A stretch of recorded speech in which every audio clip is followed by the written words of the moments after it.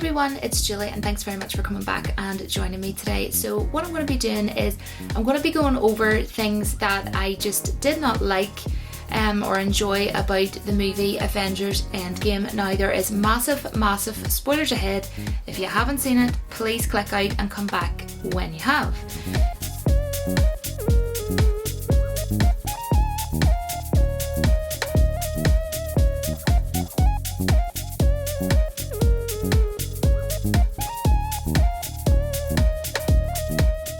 So first of all, I really did not like Thor's character in this movie.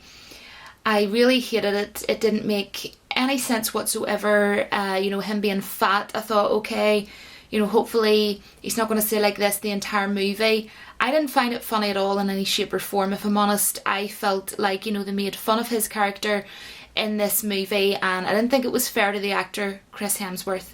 I mean, if you even look at the movie Thor Ragnarok, the scene where Thor and Loki are standing together. Loki is standing wearing a suit, Thor is standing wearing, normal clothes, and Thor's holding an umbrella. And in that scene, they both transform. So it's odd sort of seeing that and then seeing Thor, in a cabin with the game friggin' Fortnite of all things, which I'm sick of hearing about, being played. What I don't get is, why do movies feel they have to put, sort of modernised stuff into films? I certainly don't think that it suited this film, in my opinion.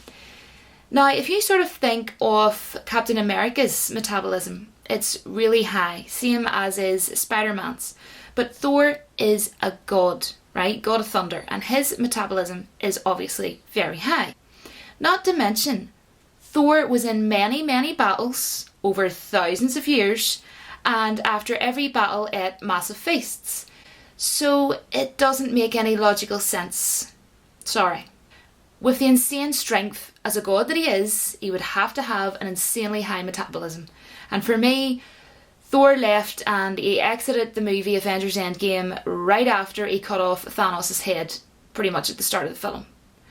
And, I have to say this, Thor is actually my favourite Avenger. So it was very weird for me and hard for me to watch his character be destroyed in this film. And, thanks to Marvel, they destroyed not only the story arc that was brilliantly developed for Thor, and his character was very well developed over the course of the movies as well.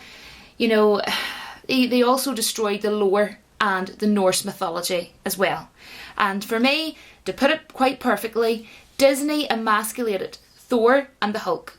The Hulk to me was just, he was a joke in this film, and the best way you could probably describe it, I suppose, would be he was very lethargic. He just came across as lethargic. And I feel that they did that so that Captain Marvel could shine. Now, the next thing I want to talk about is my favourite MCU character, Doctor Strange. And he got what I would pretty much say almost a cameo appearance. The character that was the reason this movie was even possible. There's no two ways about it, so you can argue all you like, but it's not going to work. Him and Ant-Man were the two most important characters in this whole entire movie. But yet, Captain freaking Marvel gets shoved in last minute into this movie, and her attitude as a person absolutely stinks to the high heavens. And, poor Benedict Cumberbatch, the very talented character that he is, I am so sorry, Benedict Cumberbatch, Marvel messed up. He got less screen time than Captain Marvel, Brie Larson. Wow. Just wow is all I have to say that. And not only do I feel that Captain Marvel dumbed down Thor and the Hulk in this movie, she also dumbed down Doctor Strange. She was in the start of the movie for a short time, then swarms in last minute, very out of place, may I add, blows up Thanos' ship, tries taking the gauntlet off Thanos, and you could see she was overpowering him. To the point, guys, let's remember that he took the Power Stone out of the gauntlet and put it in his hand and punched her, right? Love that part though. Absolutely classic. We need a meme of that, guys. If anybody knows if there is one, send me it. Classic, right? Also, I noticed, did anybody else notice this, right? Because I haven't heard anybody talking about it. I also noticed that the Infinity Stones looked smaller when Iron Man used them than when Thanos used them. which, sorry Marvel, like, that doesn't make a lick of sense. What was that all about?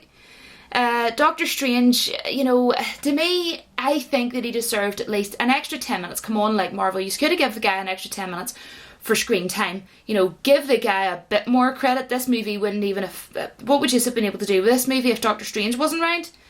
Something that I have been really wondering since I went and seen this movie is I wonder how Thor and the Hulk would have been played had Captain Woke not even have been in this movie at all. You know, we went 10 years without her, so, you know, she didn't need to be in this movie. And we didn't need a Captain Marvel movie either, which I didn't watch, nor will I watch. I'd say, honestly, the answer to that, a very, very different direction. Trust me, right? And also, I wonder if the actress Scarlett Johansson that played Black Widow, I wonder had she wanted to die. And I'm actually not joking, guys. I wonder so that she wouldn't have to stick around for the whole Captain Woman party that's, you know, to come. Because, oh yes, guys, I can guarantee you that is a coming. That is a coming. Now, there's nothing wrong with killing off famous characters, right, guys? There's nothing wrong with that, right? I mean, Game of Thrones is a perfect testament to that. You know, Game of Thrones is proof to that.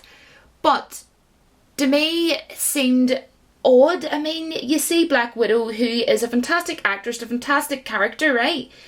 She dies, right?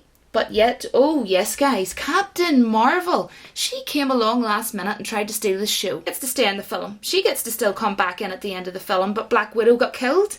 Aye, okay, Marvel. Yeah, dead on. No, that seemed very off to me. Very out of place, terrible writing. Just really crappy decisions. Like, Captain Marvel at the end, you know, took away some of the enjoyment for me, to be pretty honest with you. You know, even though she wasn't in it a great deal, which was blinking brilliant. I absolutely loved that she wasn't in it much at all. I mean, but the parts that she was in, just did not like at all. Just did not like anything that she did in that whole entire movie. And see, the whole time that she was on screen, me and my boyfriend both sat shaking our heads because the scenes that she was in, oh my goodness, the whole Rey thing in Star Wars, you know, how she's powerful. Why? Explain yourselves. And the CGI was an absolute mess on Captain Marvel. She looked like a terrible, pixelated attempt at, you know, brightness of, you know, if I was to say it looked like a bad version of Tinkerbell, I'd be giving her a compliment. It was embarrassing looking. And I mean, Marvel always do CGI well, but I don't know what they were doing there. It just looked so awful. But you know, that's okay, because, you know, Captain Marvel was only there to be woke. You know, apparently she's normalising a female superhero role now, apparently, guys, even though DC have already done this with a movie called Wonder Woman. But oh no. No, guys, we've got it all wrong. She is the first, apparently, right? Okay. Wonder Woman must have happened in another, I don't know, a parallel universe or something. Do you know what it is, guys? She's lost the freaking plot is what she's lost, right? Now, the end fight, got a problem with that, was way too short. Way too short. Now, as well, it needed way more action. They could have punched way more action in there. That's what this film was missing. And it was very slow paced. Movie was too slow paced for me. It tried to pick up in ways. It did pick up, I'll be honest, you know, throughout the film. But it was slow starting. Went sort of dropped on and off throughout. And then, yeah, the end. So the fight at the end just... You see, even to be honest, if I have to compare it to other sort of epic battles, it wasn't as good as the battles that I've seen in, say, Star Wars. Wasn't as good as Infinity War. The Infinity War was way better than this film. It really was. Lord of the Rings, Return of the King, epic. Braveheart, it needed Captain Marvel. You need an eraser. Erase her out. Bye Captain Marvel, right? Then we need Thor to actually be Thor. And for Hulk to have actually done something and get freaking stuck in. Come on, Hulk, you know what I mean? Like, do something for us here. You know, and then we had, you know, the cringe-worthy, you know, cheeseburger cringy fest of the famous advert of all the women lined up stand together at the end, all on the line. And then we have Thor handing Asgard over to Valkyrie. You know, let's just think here of Luke Skywalker for a second being destroyed completely in more ways than one in The Last Jedi. Yeah, it's pretty much repeated in this movie, you know.